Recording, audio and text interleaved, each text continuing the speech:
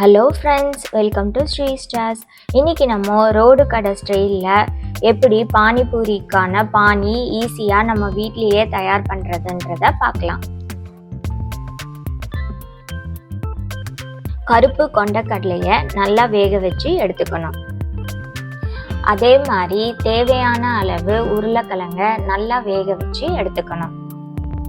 ஒரு மிக்ஸி ஜாரில் 3 பச்சை மிளகா, ஒரு கைப்பிடி அளவு கொத்தமல்லி, அதே மாதிரி ஒரு கைப்பிடி அளவு புதினா நல்லா வாஷ் பண்ணி அதில் சேர்த்திக்கணும்.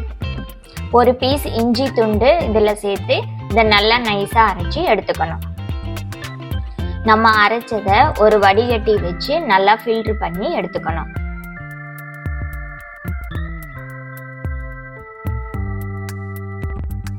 இதில் தேவையான அளவு கல்லுப்பு, கொஞ்சம் வெல்லம், ஒரே ஒரு லெமன் பிழிஞ்சு அதோட ஜூஸையும் இதில் சேர்த்திக்கணும். ஒரு சின்ன எலுமிச்சம்பழ அளவு புளி எடுத்து அதை கரைச்சி அந்த கரைசலை இதில் சேர்த்திக்கணும். கொஞ்சமாக பிளாக் சால்ட்டு இதில் சேர்த்திக்கணும்.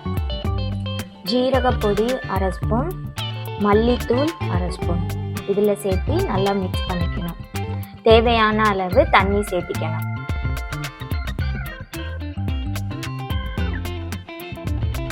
உருளைக்கிழங்கு நல்லா வேக வச்சு எடுத்துக்கணும்.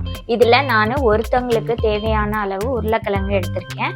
அந்த உருளைக்கிழங்கோட 1/2 ஸ்பூன் அளவு chilli powder, 1/4 spoon garam masala, அதே மாதிரி 1/4 ஸ்பூன் அளவு சீரகப்பொடி, 1/4 ஸ்பூன் அளவு சாட் மசாலா, அதுக்கப்புறம் தேவையான அளவு உப்பு. இதை எல்லாத்தையும் நல்லா சேர்த்து உருளைக்கிழங்கோட நல்லா பிசைஞ்சுக்கணும். காரம் நம்மளுக்கு கூட வேணும்னா சில்லி பவுடரை கொஞ்சம் ஜாஸ்தியாக சேர்த்திக்கலாம்.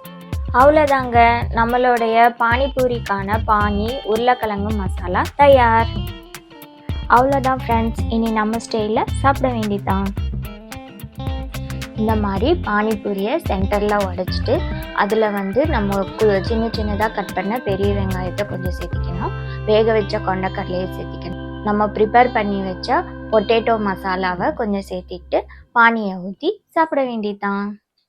ஓகே ஃப்ரெண்ட்ஸ், இதை மறக்காமல் வீட்டில் ட்ரை பண்ணி பாருங்கள். எப்படி இருந்ததுன்னு கமெண்ட் பண்ணுங்கள்.